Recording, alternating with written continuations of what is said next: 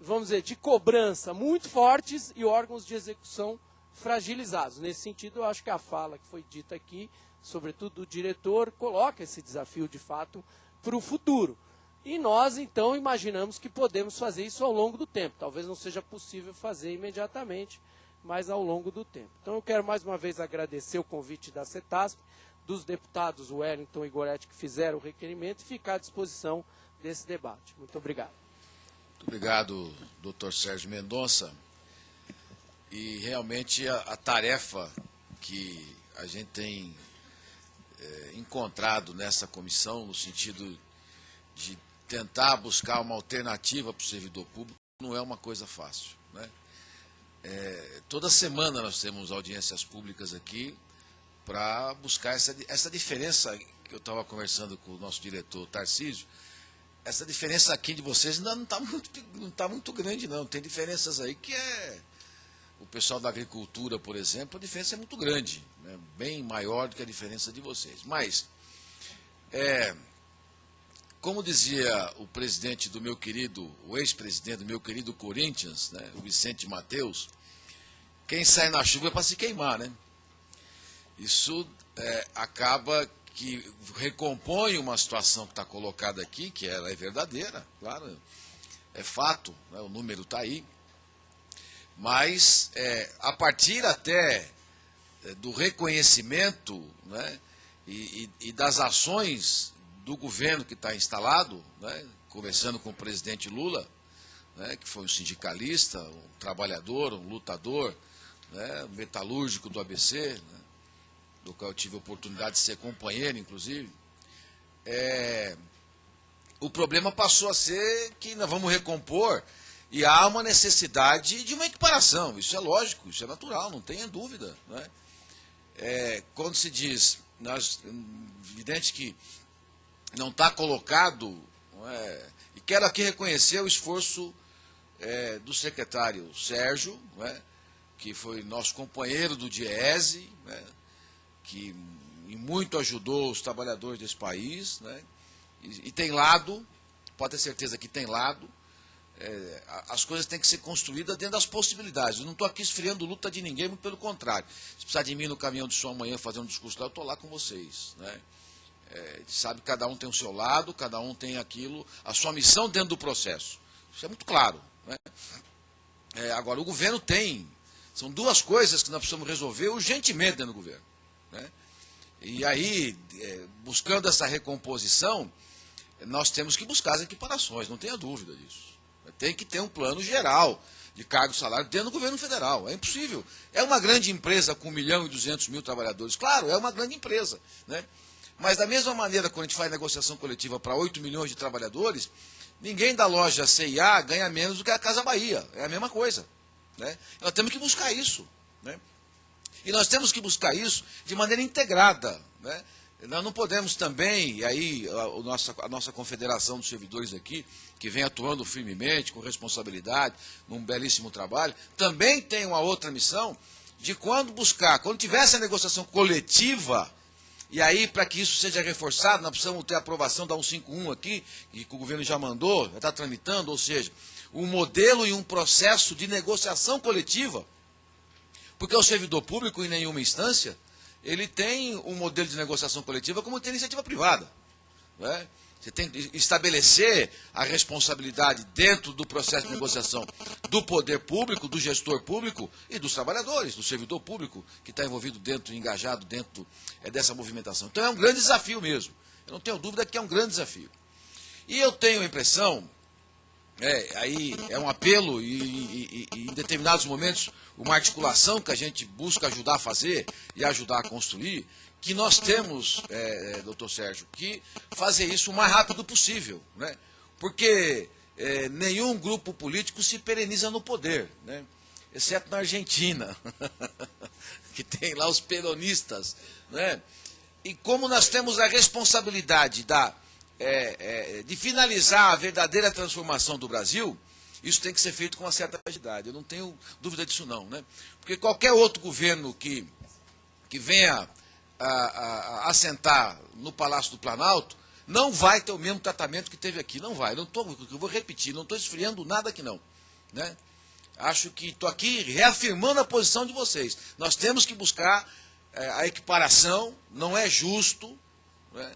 Porque um engenheiro que trata de obras em outro ministério ganha 20 e um engenheiro que trata de obras aqui ganha 12. Não é justo. Não é justo. Ora, não é? A justiça começa por aí. Então nós temos que trabalhar no sentido dessa construção e no processo de negociação coletiva que ninguém mexa mais também. Né? Que é a Convenção 151 da OIT, que nós estamos tratando. Tem vários projetos aqui na casa, vamos tentar acelerar isso o mais rápido possível, o governo também, né? Para que a gente veja se consegue até o final desse ano, o começo do ano, porque vira uma maluquice. Né? Também o modelo de negociação, sem parâmetro, cada um senta e discute de um jeito, de uma maneira, sem um critério, enfim, isso vira uma maluquice mesmo. Né? E aí o conjunto do servidor público, esse também é o apelo, né? O conjunto do servidor público tem que estar unido nesse processo. Não pode ter uma carreira que está contemplada porque já ganha os 20 e pegou lá não sei quantos por cento de reajuste, está feliz e vai trabalhar. Não, a solidariedade dentro do setor público tem que ter. Claro, porque independente de ser público ou privado, a atitude do gestor ela é muito parecida. Ela é muito parecida. Né? É a briga que a gente faz, eu sou do setor privado. É a briga que a gente faz no setor privado. Quer dizer, se tem um setor, uma fábrica do nosso setor parada, tem que fazer parar o resto para poder ter pressão, para poder ter fogo ali. Né? Isso também é um processo de convencimento, de luta, de construção, de categoria, enfim, que ao longo dos últimos anos eu tenho certeza que melhorou em muito. Né? Esse tipo de negociação e de mobilização do que a gente no passado não poderia fazer. Né? Eu tenho uma mãe aposentada do setor público, que está hoje com 78 anos de idade, que em São Paulo encabeçava a greve. Né? Ela era funcionária do INSS. Então, eu vivi isso a minha vida inteira, né? com essa questão do servidor público. Então, eu tenho muito respeito, e essa história de Estado mínimo, né, que um setor político do país quis implantar no Brasil, ainda bem que não deu certo. Né? Estado mínimo é atender às necessidades da sociedade brasileira. Aí eu não sei se é com 1.000 ou com 1 milhão. Eu quero atender a necessidade do povo brasileiro.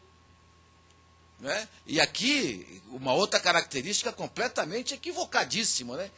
O diretor Tarcísio está me colocando que tem hoje 19 mil servidores aposentados dentro do DENIT, porque outros órgãos penduraram ao longo do tempo os aposentados no DR. A responsabilidade não está aqui. Ora, a responsabilidade não está aqui. Tira daí e põe na folha do Tesouro Nacional. Né? Porque aí essa comparação fica ruim na negociação. Né? Ela quebra a negociação, diz assim, não estamos trabalhando, a conta que o doutor Sérgio tem que fazer é essa mesma, não tem jeito, ele é o gestor. Ele é o gestor. Né? A conta de 1 bilhão, não sei o quê, que bom que fosse para os 2.700. Que bom que fosse. Não é? Então eu acho que tem momentos que esse número tem que sair da frente. Senão dificulta até a possibilidade do gestor de avançar dentro da chefia dele lá.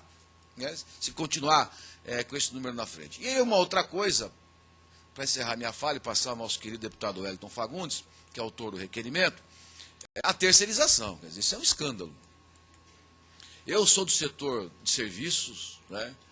Eu estou brigando aqui na casa por uma regulamentação, criar uma lei que regule a terceirização no Brasil, porque hoje não tem, é uma bagunça geral esse troço. Né? Ter 2.700 servidores, e também o diretor Tarcísio me colocou aqui, se tirar isso agora, arrebenta o DENIT, nós vamos buscar o modelo de substituição gradativa. Não é? Agora, não é possível pagar 7 mil para o cara e levar 20. Se esse é o número, eu não estou aqui duvidando do nosso outro Sérgio aqui, do nosso querido secretário da Confederação, não estou duvidando do número, não é isso. Né? Mas, se for de 7 para 20, está certo que, se for 7, os encargos dá 100%, é 100%, dá 14. Se eu sou do setor, eu sei qual é o número. Né? Dá 14. E aí, de 14 para 20, tem 6 pila aí. Se é 6 pila de lucro para cada trabalhador, isso é uma festa de uma farra do boi. Isso é bom demais. Né? Então, isso é uma coisa que Passada essa crise, entre aspas, da movimentação, da greve, isso é um troço que precisa ser debatido muito firmemente.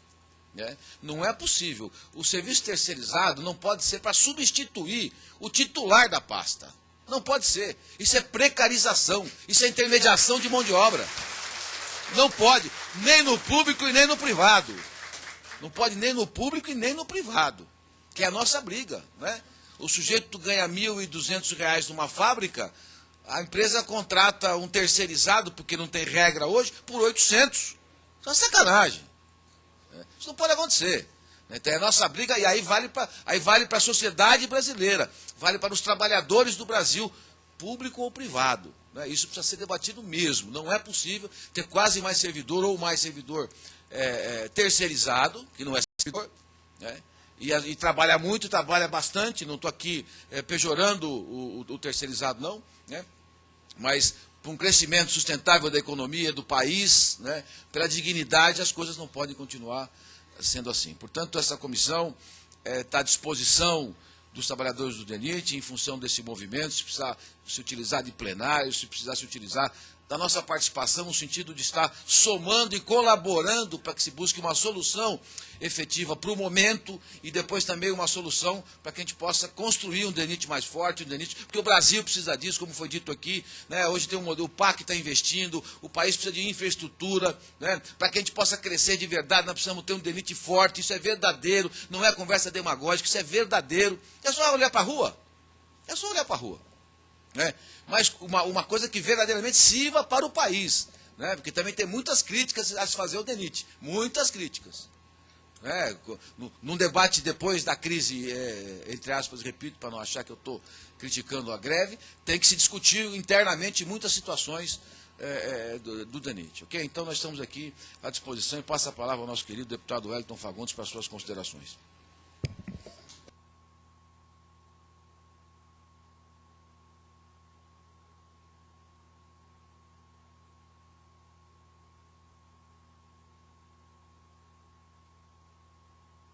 E no som aí. Alô? Alô?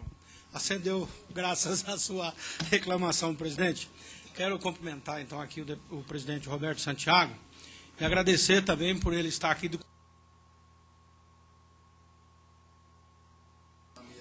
É lá na mesa, aí agora.